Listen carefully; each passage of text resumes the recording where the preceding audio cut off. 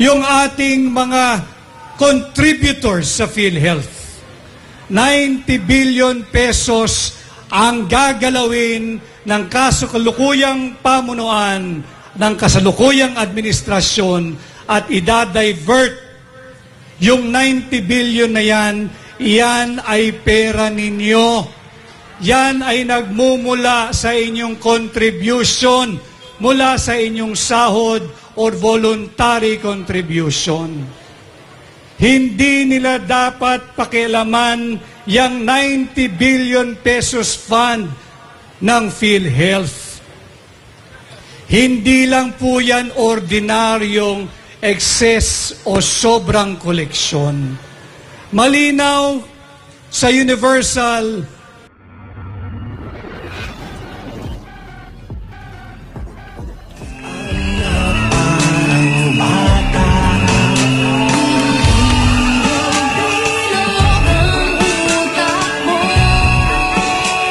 Magandang gabi po sa ating lahat na naririto. Magandang gabi sa inyong lahat. Magandang gabi sa libo-libo, kundi man milyong-milyong Pilipinong nakasubaybay sa iba't ibang social media platforms saan man po kayong bahagi ng mundo. Our speakers have vividly illustrated and presented to all of us today the sorry state of our nation. Here in Hakbang ng Maisog, we demand for transparency, accountability, peace, and security.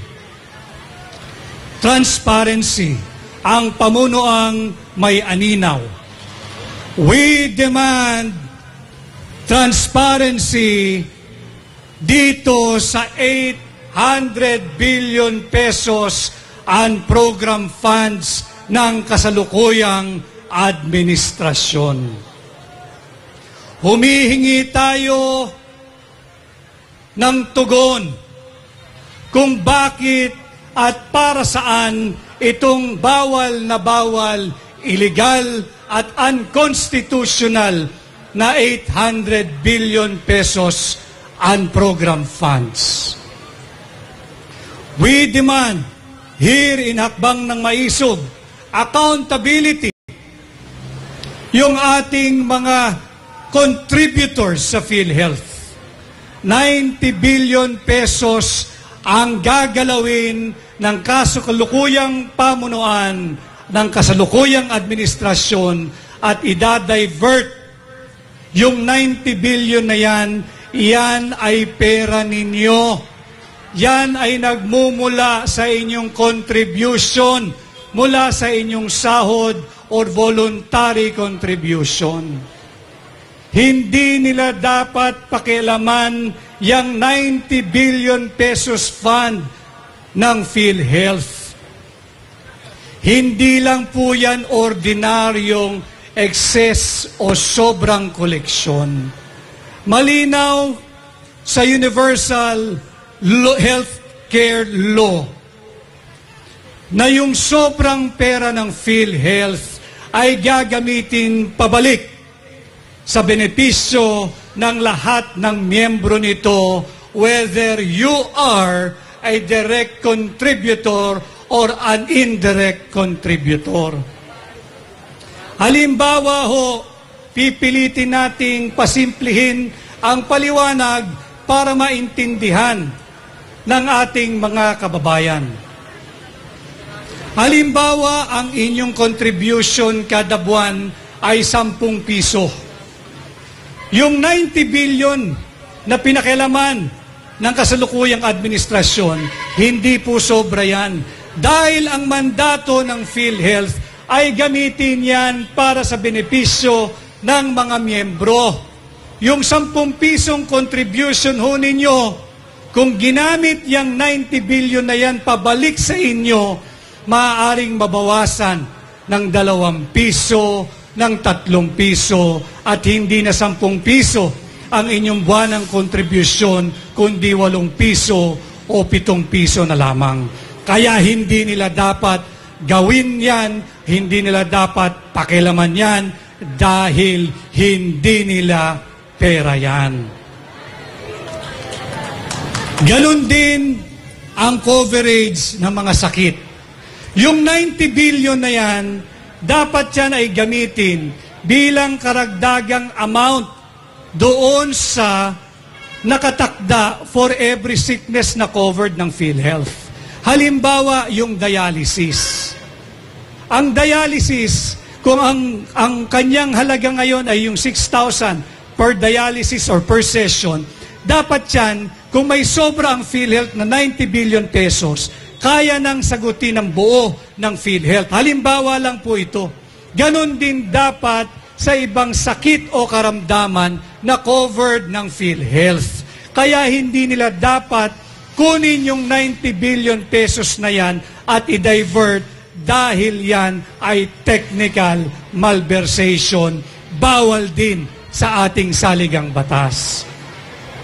Kaya sa atin dito sa Hakbang ng Maisog, we always demand this current administration to respect, uphold, and defend our Constitution. Humihiling din tayo dito sa Marcos administration, tigilan nyo na ang political persecution. Stop weaponizing our justice system. Do not treat dissenters like us as criminals. Do not treat opposing views like you're hearing today, like you're hearing tonight. Do not demonize us and do not weaponize the justice system. At yung hinihingi natin, yung peace sa transparency, accountability, at peace. You and I are no longer safe. Our families are far from being safe. Our country is not safe anymore because this administration brought us to where we are now, on the brink of war with China. Because they are pursuing a flawed and erroneous foreign policy.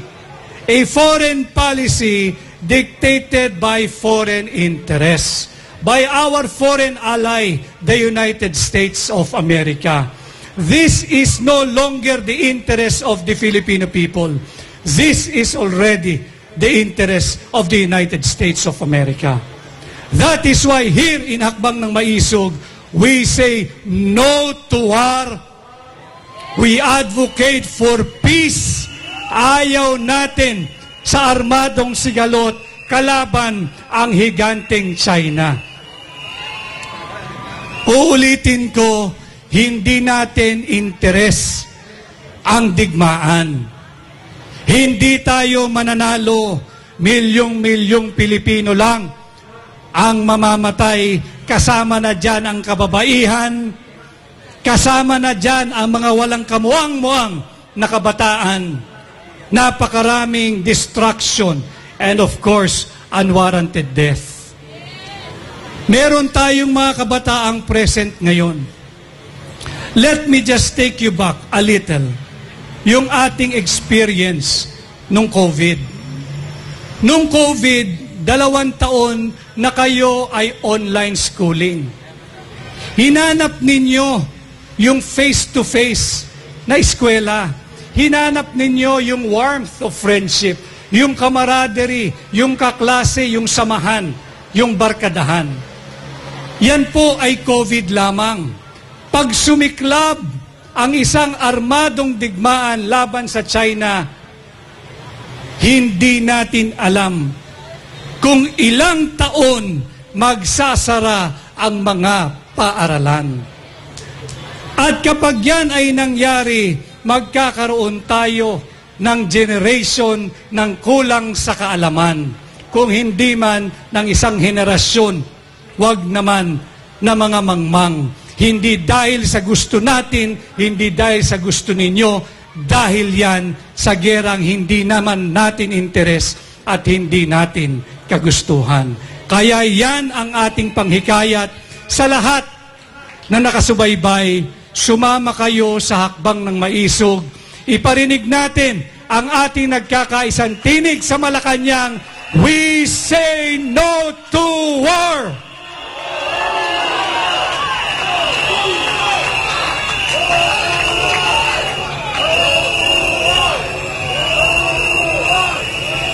Idugtong ko rin para doon sa nagpapauto-uto sa ating kaibigang bansa at alyado pa naman na Amerikano. Hindi natin kaya ang digmaan. Hindi dahil tayo'y duwag. Hindi dahil tayo may defeatist attitude. But because we're speaking from a recent experience. Ano po yan? Tatandaan niyo uli yung COVID. Hindi na malaman ng pamahalaan at nating mga ordinaryong mamamayan kung saan dadalin ang mga kamag-anak, kaibigan, kakilala at mahal natin sa buhay na tinamaan ng COVID. Overcapacity na ang lahat ng ospital. Nakaratay na sa labas ng mga ospital. Yung mga nangamatay, nasa body bag, nagkalat na rin sa labas ng morgue. Hindi pa ho gera yan. Ito ang dapat tingnan ng ating nagbubulag-bulag na pamahalaan. Hindi natin interes ang digmaan. Hindi tayo handa. Hindi natin kailangan. Ang kailangan ilunsad ng pamahalaang ito ay yung gerang nakabubuhay. Gera laban sa kahirapan. Gera laban sa kagutuman. Gera laban sa kriminalidad. Gera laban sa korupsyon. At gera laban sa paglapastangan sa ating saligang batas. Ito ang gerang kinakailangan nilang ilungsad. Hindi ngayon, hindi bukas, kundi 2 years ago pa. Yung gerang nakabubuhay. Hindi yung gerang nakamamatay. And leaving you with that, wag ho kayong mapapagod na ituloy ang ating ipinaglalaban. Ito po ay hindi na para sa atin. Ito po ay para sa mga kabataan na naririto ngayong gabi, yung mga nakasubaybay sa iba't ibang social media platforms at sa mga darating pang saling lahing Pilipino. Ito po ay laban ng bawat Pilipino. We are not calling sa pagpabagsak ng pamahalaan o Administrasyong Marcos. Ang hinihingi natin ay no to war. We are demanding transparency. We are demanding accountability. We are demanding peace. And we are demanding for our security. Yun lamang po. Maraming salamat. Magandang gabi. At mabuhay ang hakbang ng maisog!